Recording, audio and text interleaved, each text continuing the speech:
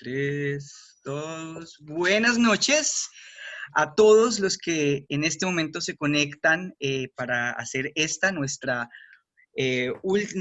penúltima lectura de Operación Palomera, el comienzo del fin de las FARC.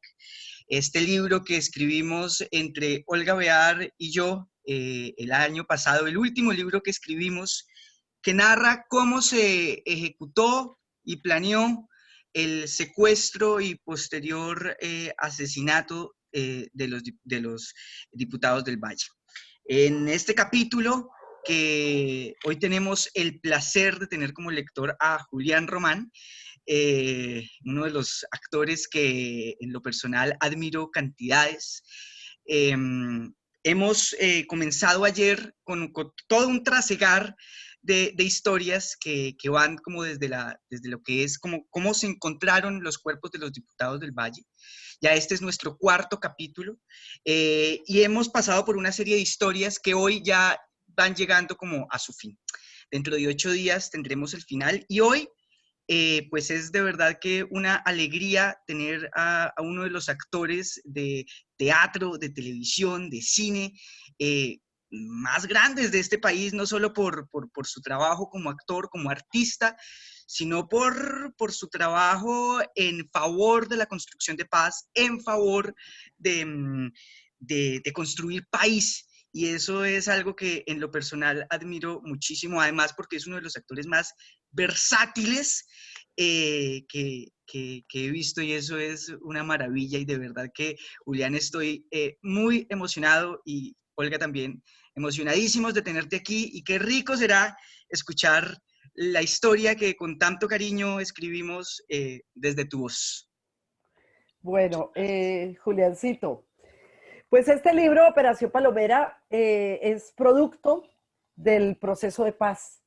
Es nuestro tercer libro en una saga que empezó en el año 2016, cuando en este país se firmaron los acuerdos de La Habana, y entendimos que había que hacer un ejercicio desde todas las artes y desde todas las experiencias que pudiera tener la gente para tratar de contar este país, para devolverlo a su verdadera historia, para sacarlo de la historia oficial, para escuchar las voces que habían estado silenciadas, ocultas o deformadas durante todo este medio siglo de conflicto que vivimos hasta el año 2016.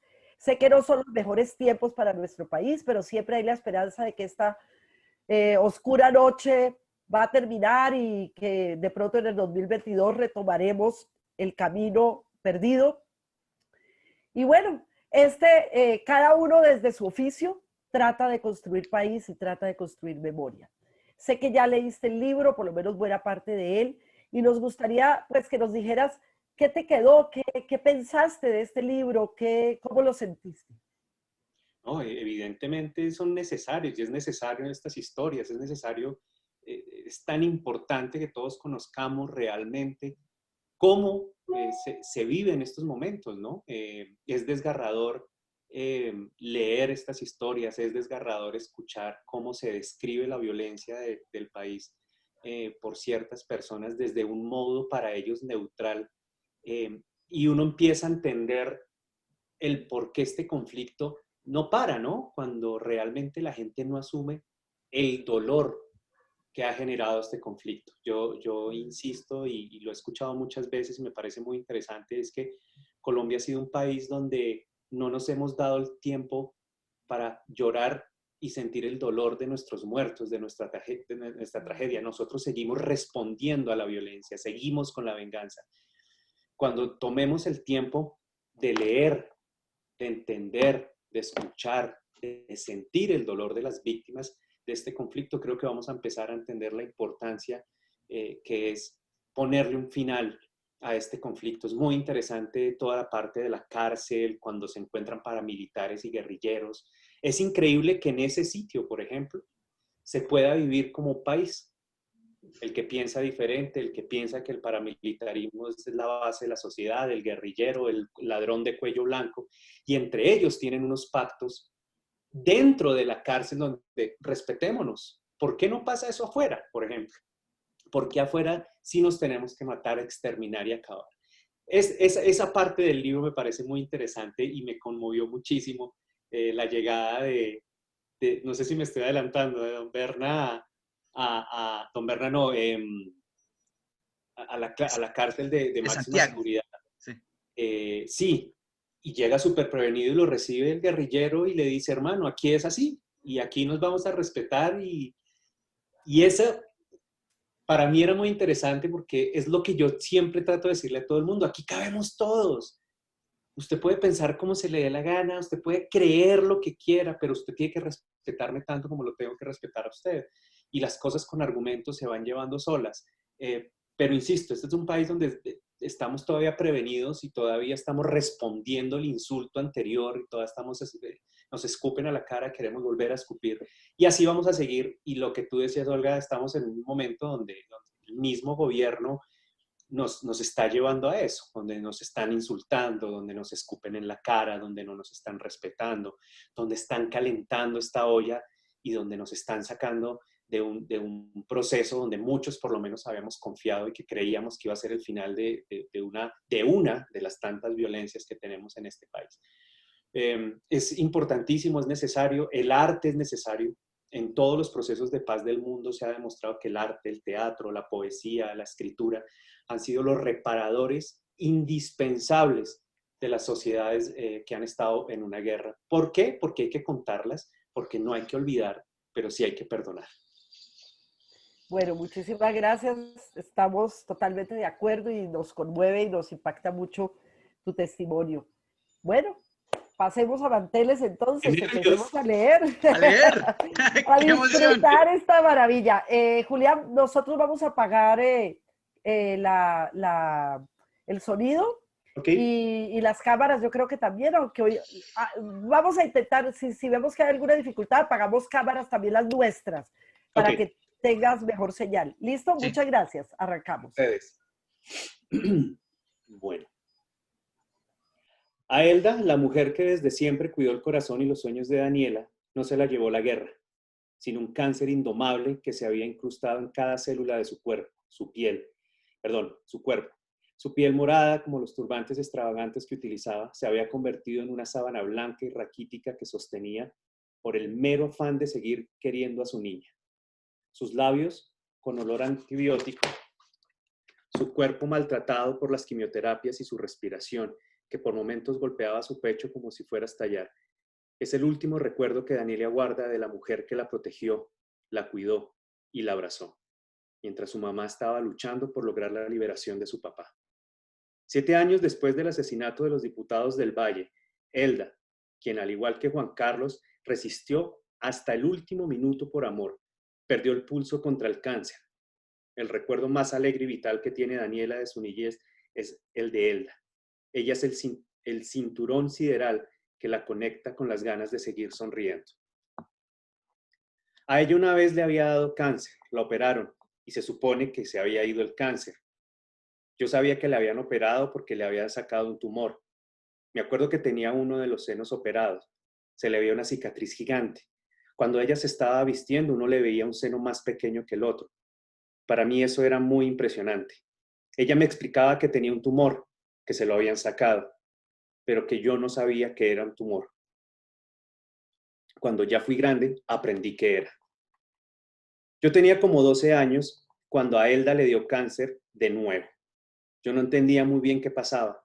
Ella seguía trabajando con nosotros. Le hicieron quimioterapias. Se le cayó el cabello. Fue muy extraño, porque con ella yo había vivido toda la vida. Ya no tenía cabello y siempre estaba enferma, siempre estaba maluca. Y después de que ella era la que jugaba conmigo, la que más brincaba, la que más hacía cosas, ahora vivía muy agitada, no podía caminar, le costaba respirar. Tenía que estar acostada siempre. Tenía una especie de pila cerca del corazón y era donde le ponían la quimio. Yo siempre se la tocaba y para mí era muy impresionante eso. Se puso muy delgada. Con el tiempo Elda se recuperó otra vez, pero tenía que seguir haciéndose la quimio. Y aunque ya no era como antes, seguía yendo todos los días a mi casa entre semana. Nadie le podía decir, no organice, no haga, porque ella quería seguir haciéndolo. Era tan obsesiva que le sacaba las cosas del closet a mi mamá y le decía, usted no se pone a eso. Regalémonos, regalémoslo y conmigo hacía lo mismo. Me sacaba las cosas del closet y me decía, esto ya no le queda, usted ya no se pone eso, regalemos esto. Nunca volví a tener en mi vida a alguien como Elda. Cuando se recuperó, le empezó a salir pelo. Siempre utilizaba sus turbantes y le empezó a poner el cuerpo como ya no tenía, perdón, y se empezó a poner el cuerpo como ya lo tenía, pero de un momento a otro, en el 2014, le volvió a dar cáncer. Tenía metástasis en los pulmones y luego en el cerebro. Ya vivía todo el tiempo en la clínica. Yo salía del colegio y la iba a visitar. Íbamos a la casa de ella cada rato. Recuerdo que tenía un tubo metido en el cuerpo que le sacaba agua de los pulmones. Empezó a adelgazar y otra vez había quedado sin cabello. Adelgazó y adelgazó. Ella siempre fue gordita, pero en diciembre del 2014 era un palo. Estaba súper delgada.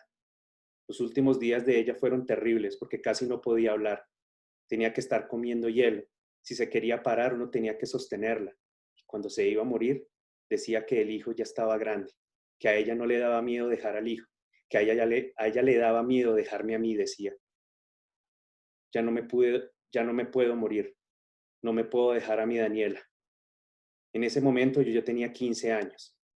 Ella no quería irse, no se dejaba ir. Estaba aferrada y en los últimos días ya estaba muy mal. Se mantenía acostada, la tenían con morfina y ni siquiera podía abrir los ojos. Solo hacía respiraciones fuertes con el pecho, nada más. Yo entré, la agarré de la mano y ella me apretaba la mano, como queriéndome decir, te estoy escuchando, pero no podía moverse. Mi mamá me dijo, despídete. Yo estaba en shock. Recuerdo que el hijo de ella estaba vuelto nada. Nos abrazamos, entré a su habitación, me despedí, le dije que ella era como mi mamá. Nos fuimos a la casa y le dijimos a la familia de Elda que si necesitaban cualquier cosa nos dijeran. A las 5 de la mañana llamó el esposo de ella a decirnos que había muerto. Yo casi me muero. Mi mamá estaba asustada. Yo no fui al colegio. Mi mamá fue a los 2 días a decir que mi nana se había muerto. Todo el mundo sabía que mi nana me había criado. Ellos entendieron. Para mí era muy raro, porque era ver una persona un día, era ver que una persona un día estaba y al otro día ya no estaba. Qué triste y es doloroso. Es triste y es doloroso. Esta conexión era porque ella me ayudó a criar desde bebé. Yo a ella la veía y como veo a mi mamá. Ella era como otra figura materna, me enseñó todo lo que sé. Ella me enseñó a hablar. De hecho, cuando yo empecé a hablar, hablaba como Elda. Y como ella era negrita, yo empecé a hablar así, como negra. Decía, me voy a bañar. Y mi mamá me decía, no, Daniela, se dice me voy a bañar. Al principio hablaba muy parecido a Elda. También me enseñó a leer. Me dijo, a mi hijo le enseñé a leer con la cartilla de Nacho Lee. Me la compró, me la trajo y me la enseñó a leer y a escribir. Me contaba cuentos siempre, me narraba el cuento de una mariposa. Era muy elegante, llegaba maquillada, se veía hermosa, vestía muy bien.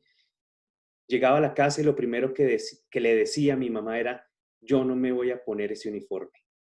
Se ponía una licra, una camiseta, chanclas o andaba descalza, casi siempre descalza, porque decía, yo no voy a ensuciar mi ropa.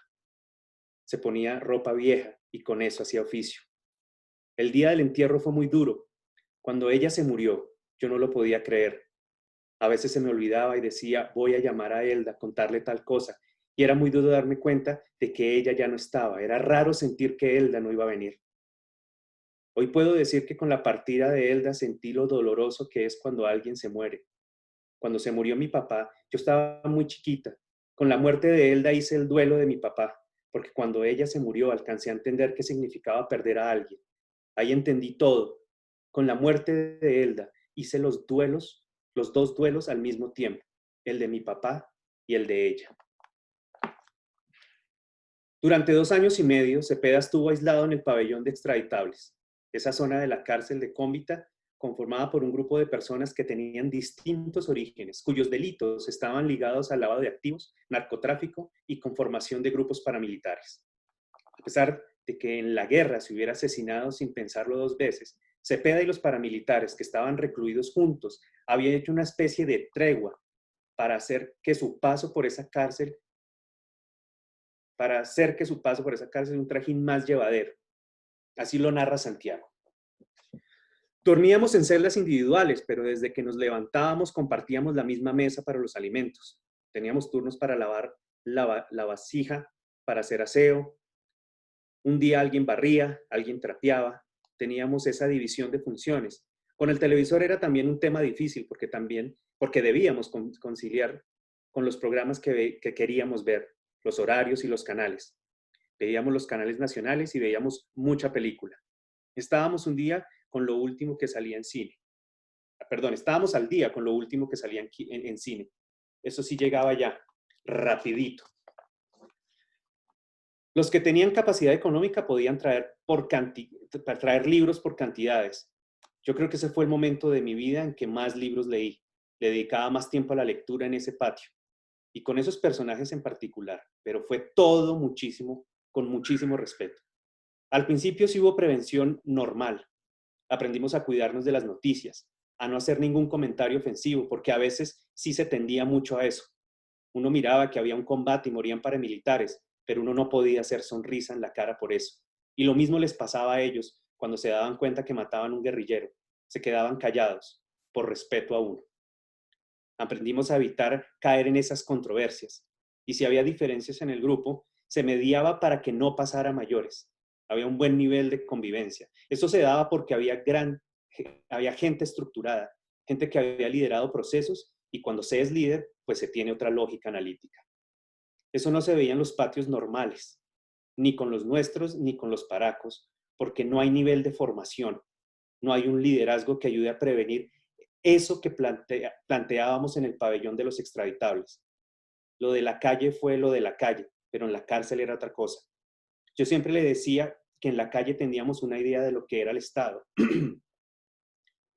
Peleábamos en contra del Estado y ellos lo defendían, pero lo último, quienes nos tenían presos era el Estado. Yo les decía eso para bajarles la vaina y centrarlos en la discusión. Yo siempre les dije, usted peleó contra nosotros y yo siento que usted lo hizo de corazón y con convencimiento, pero ¿por qué está aquí? ¿Por qué lo tienen aquí detenido? La guerrilla no es el Estado. Entonces ellos decían, el Estado. Y uno les decía, ¿no fue a ese al que usted defendió? ¿Por el que usted expuso su vida? De ese nivel era la discusión. Eso no hacía que me aceptaran, pero sí que entendieran que el carcelero era otro. Hubo discusiones apasionadas, se planteaban ideas, pero nunca llegaron al enfrentamiento verbal o físico. Cada uno tenía sus posturas con pasión y convicción, pero de ahí no pasaba.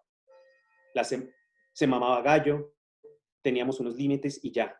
Decíamos, dejemos la vaina, no tenemos que convencer a nadie. Usted no me tiene que convencer a mí, ni yo a usted.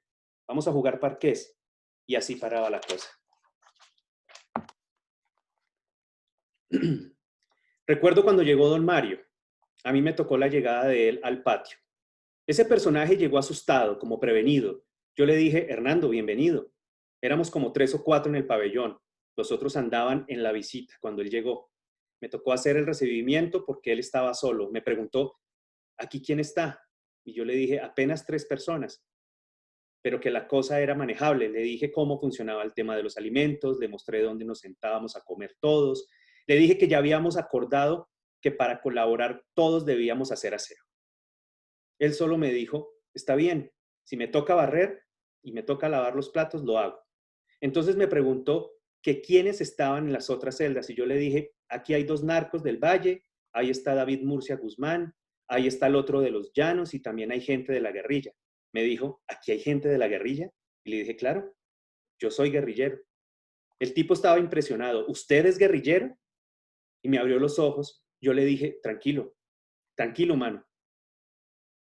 Ya estamos acá, fresco. Entonces dijo, yo nunca pensé que esto me iba a pasar. Yo trataba de calmarlo y le decía, venga, tome tinto. Si quiere yo lo pruebo antes para que vea que no está envenenado ni nada. Esas vainas tocaba hacerlas para que hubiera confianza. Él tuvo la fortuna de que llegó al patio de una, porque en ese sitio había 2 puntos. Uno era la unidad de tratamiento especial y había 2 niveles. nivel A y un nivel B. Cuando llegué, estuve 45 días solo en el nivel B. Ese fue el nivel de la terapia que me dieron cuando llegué. En teoría, como yo había sido el autor del atentado al Palacio de Justicia de Cali, me dieron ese nivel de aislamiento como castigo por ese hecho. Fue terrible. 45 días sin hablar con nadie, sin salir, hasta que ya los presos del nivel A pelearon. Decían que me iban a enloquecer.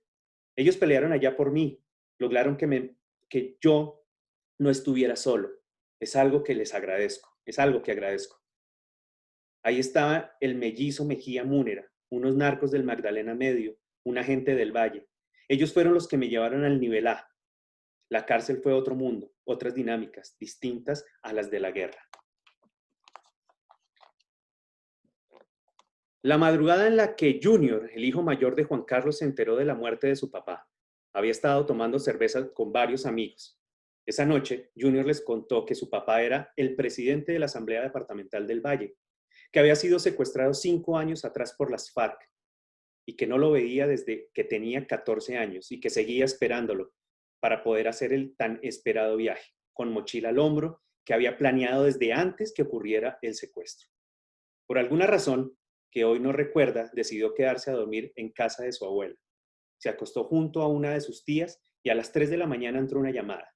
De pronto, escuché un grito, un quejido, un lamento de una de mis tías. Nos levantamos, la miramos y le preguntamos, ¿qué pasó? Lo único que ella decía era, mataron a Juan Carlitos. Esa frase me hizo sentir frío por todo el cuerpo, narra Junior. De ahí en adelante, Juan Carlos Narváez Jr. tendría que esperar a que llegara el cuerpo de su papá y alistarse para el momento crudo del velorio y del entierro. Sin embargo, el primer paso sería armarse de paciencia hasta que los 11 cadáveres fueran rescatados por la Comisión de la Cruz Roja Internacional y entregados al equipo encargado de las autopsias en la sede de Medicina Legal de Cali. Las necropsias de los 11 asambleístas estarían cubiertas por un entramado de envidias y deslealtades por parte de la Comisión Internacional que el gobierno de Álvaro Uribe trajo desde la Organización de Estados Americanos para que se encargara de este proceso. Pedro Emilio Morales recuerda esas horas con los cuerpos de los asambleístas como una historia cargada de honor por quienes cuidaron la memoria y la dignidad de los diputados. La sorpresa fue que a los diputados del Valle les encontramos residuos de disparo, especialmente a 2, a uno en un codo, otro en un hombro, lo que indica que algunos de ellos habían sido ejecutados muy cerca, es decir, a 50 centímetros.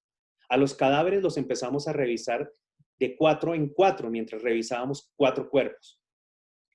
Los otros 7 estaban metidos en la nevera.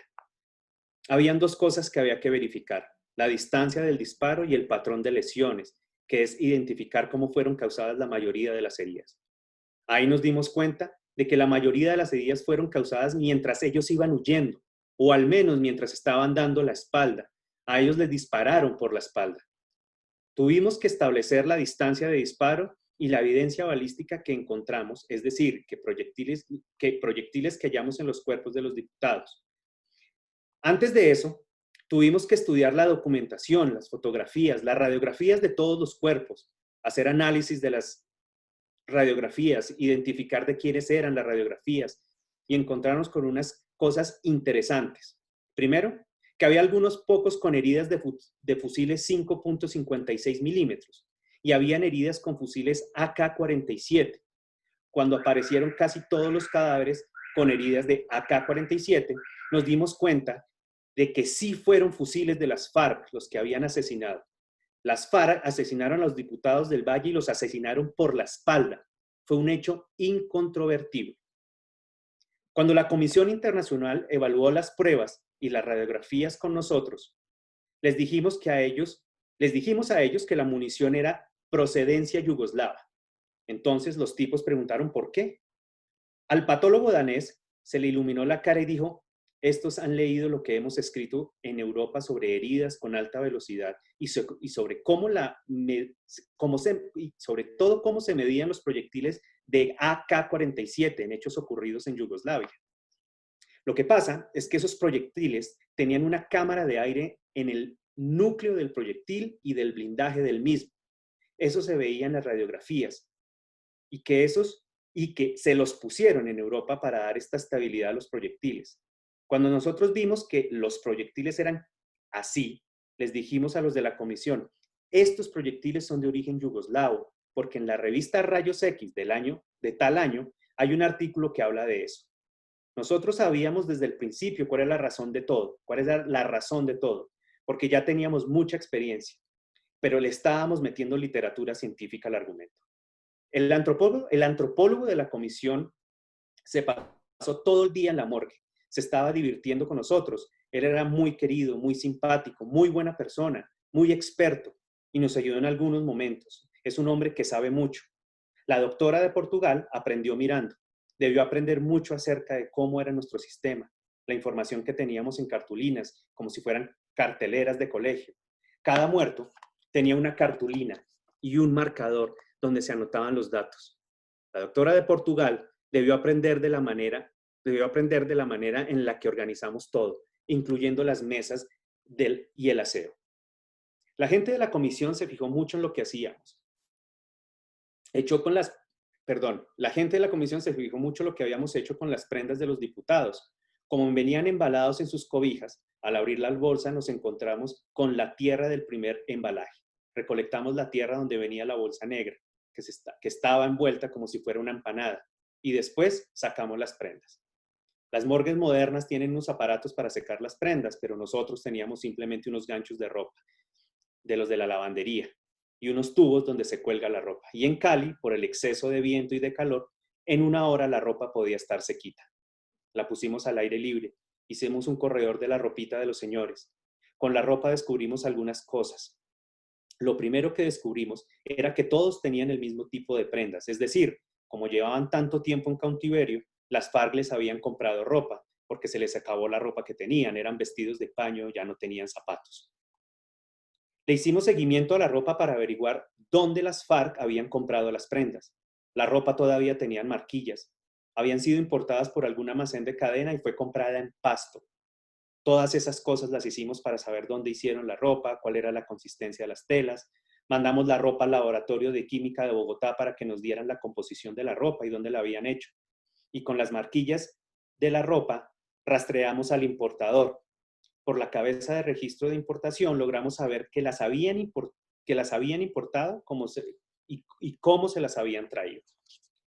La fiscalía no le dio importancia y tampoco le dio mucho seguimiento a eso, para saber quiénes eran los que habían comprado la ropa. Al otro día nos reunimos con la comisión y les dimos el informe. Ellos lo copiaron y se lo presentaron al gobierno como si fuera de ellos, y lo publicaron como si fuera de ellos, donde narraba el paso a paso de cómo habían sido identificados los cadáveres y explicaban todo el proceso. Se llevaron además el dinero que se les pagó el gobierno, así de simple. Pero aprendimos a ser muy orgullosos de nosotros mismos, autovalorarnos.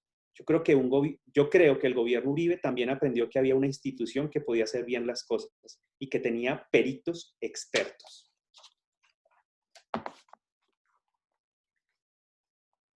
Uribe no quería que se supiera nada de los diputados del Valle y sentía cierto malestar hacia nosotros, pero después de estos hechos, yo creo que él sintió que la cosa era diferente. Los señores internacionales y el director de Medicina Legal hicieron un comunicado conjunto diciendo que esa comisión había hecho su labor, pero que la comisión simplemente fue veedora del trabajo que nosotros realizamos. Lo otro que fue muy interesante de ese episodio fue el tratamiento con las familias. Ellas tuvieron acceso libre al instituto, pudieron estar allí, recibieron información, se les informó qué tenía cada uno y cómo habían sido identificados. Los diputados acababan de almorzar en el momento en el que fueron asesinados. Tenían residuos frescos, sabíamos que les habían dado de comer, había sido una especie de maíz tostado. Eso también se les informó a sus familiares. Las familias querían saber si los diputados habían sido amarrados, torturados o maltratados. Y les pudimos contar que eso no había sucedido. Les explicamos que, como secuestrados, tenían marcas normales dentro de lo que implica estar en cautiverio en medio de la selva, pero que no tenían marcas de haber sido maltratados en tiempo reciente. No estaban con marcas de tortura y estaban relativamente bien nutridos. No nos llegaron las cosas cosas de ellos. Hubiera sido importante tenerlas, porque cuando llegan las cosas uno entiende cómo se detiene el tiempo en el secuestro. Pero si estaban envejecidos, ciertos episodios nos hicieron entender ciertas cosas, como por ejemplo, que en los cuerpos se les notaba el desgaste de los años. Ya no eran los señores rozagantes y elegantes. Se demostraba el desgaste de los años y el cansancio del secuestro, la inquietud, la angustia y la zozobra. Todo eso se veía reflejado en sus rostros. A unos se les había caído más el pelo, a otros estaban barbados, algunos muy flacos, otros más o menos conservados, pero ninguno demostraba que hubiera estado sometido a la inanición. Ninguno estaba en un campo de concentración nazi. Les daban un trato que no era exactamente bueno, pero sí decente. La ceremonia en la morgue fue colectiva. Después de que nosotros entregamos los cuerpos de los diputados, no volvimos a hablar con los familiares de ellos. Los diputados del Valle tienen una importancia enorme en la historia de las FARC. Es mi interpretación. El secuestro como arma de guerra acabó allí. El secuestro como arma de guerra no se acabó con la Operación Jaque.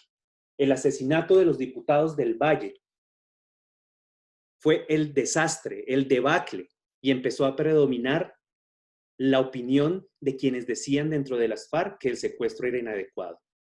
El asesinato de los diputados del Valle es el tacuelló de las FARC. Eso implica que hayan reflexionado, que hayan pensado. El caso de los diputados fue una ruptura de esta forma de lucha. La sociedad colombiana entendió que el secuestro y los asesinatos no eran posibles, que eso no llevaba a nada. Creo que frente a los asesinatos de los 11 diputados había una orden previa, que no ocurre de manera espontánea. Había una disposición previa de que si había una alerta, una orden de rescate, no se debía huir con ellos, se debía sacrificarlos. Yo comparo lo que ocurrió con los diputados con lo que decían los grandes teóricos de la guerra. Ellos planeaban que los detenidos, los presos, eran sagrados. Sus vidas son sagradas. Asesinarlos es una perversión. Eso no tiene ninguna justificación ideológica y es, entre otras cosas, una traición a lo que plantea la izquierda revolucionaria. Los tenían guardados como si fueran un objeto desechable y pensaban que había que matarlos. Por eso, cuando hubo una alarma o lo que haya sido, se dio la orden de ejecutarlos. El caso de los diputados de Valle es un homicidio por encargo de unos jefes que quieren mantener un status quo. No fue un hecho de guerra en el que se encontraron con otro ejército y cayeron producto del enfrentamiento. Fue un hecho programado, predeterminado y ordenado. Los determinadores dijeron, si pasa tal cosa, ustedes disparan. Fue un hecho de perversión organizada y política. Lo triste es que ninguno de los ejecutores fue capaz de negarse. 4 de noviembre del 2011. Santiago Cepeda continuaba pagando su condena en la cárcel. Juan Manuel Santos ya lleva 1 año y 3 meses de haberse posesionado como presidente de Colombia y ocurrió el primer gran golpe militar que el gobierno le daría a la guerrilla más antigua del mundo, la muerte de Alfonso Cano, el comandante máximo de las FARC. 8 años después de perder a su camarada del alma, Cepeda recuerda este trágico día. La muerte de él fue algo muy duro porque Alfonso fue mi jefe directo casi todo el tiempo, toda la vida. En las FARC yo siempre estuve en el lado occidental del país desde el año 1985 y prácticamente todo lo coordinaba él. Empecé desde la parte urbana con Jacobo Arenas y luego con Alfonso Cano como jefe del occidente. La cercanía entre él y yo era muy grande, muy fuerte. Con Alfonso nos conocimos desde el año 1984. Nos hicimos muy amigos, aparte de que era mi comandante. Por el tema universitario nos gustaba la salsa, nos gustaba el fútbol y aunque éramos hinchas de diferentes equipos, teníamos muchas cosas en común. Aparte de lo político, teníamos espacio donde nos dedicábamos a hablar de libros, de lo que pasaba en la música. Cuando me iba a ver con él, una de mis tareas era llevarle los últimos hits de la salsa del momento. Y eso era parte del rito con él. Eso hacía parte del rito con él. Su muerte fue muy dolorosa, más cuando uno se entera de las circunstancias, de cómo se dieron los hechos. Hoy seguimos pensando que si él estuviera vivo en este proceso de diálogo o hubiera estado al frente de la negociación, esto hubiera tenido otra dinámica, por el carisma del camarada, por la voluntad, por la capacidad que tenía de unir y de ser polo convergente de ideas. Me dolió muchísimo la muerte de él. La desaparición de Cano como jefe de las FARC fue un bombazo fulminante a la estructura militar de la guerrilla. Fue el inicio del proceso de debilitamiento que no tenía reversa y que pocos años después desencadenaría en una agitada negociación para firmar un acuerdo de paz entre el gobierno de Juan Manuel Santos y la guerrilla, que estuvo alzada en armas durante más de medio siglo. Mientras transcurrían los diálogos de paz en Cuba, Santiago terminaba de pagar su condena en alguna cárcel de Colombia. Las víctimas del conflicto colombiano debían enfrentarse al fracaso del plebiscito que buscaba la refrendación del Acuerdo de Paz de La Habana. Y Daniela tendría que mirar de frente a quienes asesinaron a su papá, para que el perdón y la confrontación con los protagonistas de sus peores pesadillas le permitieran sanar y seguir adelante.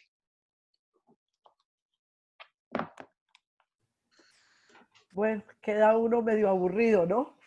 Es que, más que aburrido, ¿sabes cuál es mi sensación? Es que hasta que uno no lee en primera persona a las verdaderas víctimas, uno no dimensiona el poder de la reconciliación y del perdón. Yo he tenido la oportunidad de trabajar con víctimas y algo de lo que más me conmueve son esas preguntas. ¿Cómo estaba? ¿Qué hizo ese día? ¿Comió? ¿Durmió bien? ¿Cómo lo encontraron? ¿Agachado? Esas preguntas son muy importantes para los familiares, para estar tranquilos. ¿Dónde está? ¿Dónde está su cuerpo? Sí. Y si eso es lo mínimo que no les podemos dar a las víctimas, es terrible. Y es horrible escuchar a las personas que no son víctimas hablar con todo el odio como si hubieran vivido eso. Y escuchar plomo es lo que hay y plomo es lo que va a haber. Cuando tú escuchas a las víctimas, no se les ocurre decir eso. He escuchado víctimas de paramilitares que han visto cómo le quitan la cabeza a su hermanito de 12 años y lo único que te dicen es: yo no le quiero hacer nada al señor que le quitó la cabeza a mi hijo. Yo solo quiero saber por qué. A mi hermanito, ¿por qué tenía 12 años? ¿En dónde fue? ¿Qué dijo? Y eso es lo que lo deja uno, ¡wow! Y estos testimonios, el testimonio del médico es Sobrecogedor. Es sobrecogedor. impresionante, ¿no? Cada uno con los pelos de punta. No. Y es literal, en serio, si les puedo mostrar un par de veces que se me iba quebrando la voz. Era como, no, Julián, no haga el oso. Fuerte. No, muy duro. Aquí hemos llorado, no te preocupes. Yo he chillado todas las sesiones, todas. Claro, no, y esa historia de amor y toda esta, cómo nos ha tocado vivir en conflicto, nuestras historias de amor, nuestras historias de vida, nuestras historias de superación, con guerra. Con guerra. En guerra. Es que esto es guerra. Y es colombiano matando colombiano, que es lo más doloroso. Porque es una guerra interna desgarradora. Así es. Sí. Bueno, el capítulo final que se leerá el día lunes, que tenemos dos súper invitadas. Maravillosas. No. Sí, Tatiana Duplat y Adriana Lucía. Van a ser nuestras lectoras el próximo lunes. Y rico porque finalmente es un capítulo reparador en el que hay un ejercicio de reconciliación muy duro, muy bravo. Ese encuentro en La Habana es fuertísimo. Pero finalmente hay un ejercicio de reconciliación y de perdón, que es a lo que tenemos que llegar finalmente, para ver si podemos vivir como país decente, como un país que haya una convivencia en medio de estas múltiples guerras, porque es que además ya no tenemos una sola guerra, ahora hay muchas guerras y muchos conflictos a lo largo y ancho del país. Sí, en nuestros territorios se diversificaron. Es que antes se hablaba de cuestiones políticas, bueno, ahora es narco, tierras, gamonales, es que es una melcocha tan compleja que uno ya no sabe. Uno ya no sabe quién es quién, cuál es el vencedor, cuál es el vencido.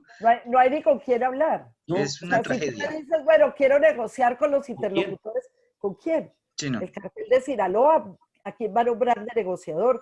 O sea, esto es aterrador. y se les salió el país de las manos porque creyeron que era el viejo modelo de la guerra y resulta que esto mutó a otra cosa Claro, tremenda como ha mutado. que es una anarquía en medio de la guerra que es letal. Es letal. Así es que bueno, Julián, Gracias por invitarme. tan lindo. No, a De ti por verdad. aceptar, a ti por aceptar. De verdad Muchas que gracias, sí. Y ojalá pues la gente quiera, además de escuchar el libro, leerlo. Sí, Ícono Editorial en su página web, pues tiene un carrito donde uno puede de pedirlo. verdad. Así es que te debemos la dedicatoria apenas eso pase les esta iba a decir. pandemia. Me lo tienen que firmar, por favor. Claro que Ay, sí, con ¿verdad? Yo mucho se lo envié a amor. Julián y se lo envié así. Pelado. Bueno, nos tenemos que ver, puede ser un pretexto. Claro, así es. Claro que sí. Bueno, Julián, un beso grande. Querida Olga, un beso gigante. Gracias a todos ustedes, muchísimas gracias Pablo. y nos vemos el próximo lunes. Muchas gracias, Julián, por estar aquí. Te mando un abrazo fuerte, un placer conocerte y ya nos veremos en persona algún día. Ya, claro que sí. Chao, Pablo. Un Un abrazo abrazo. fuerte. Chao. Chao.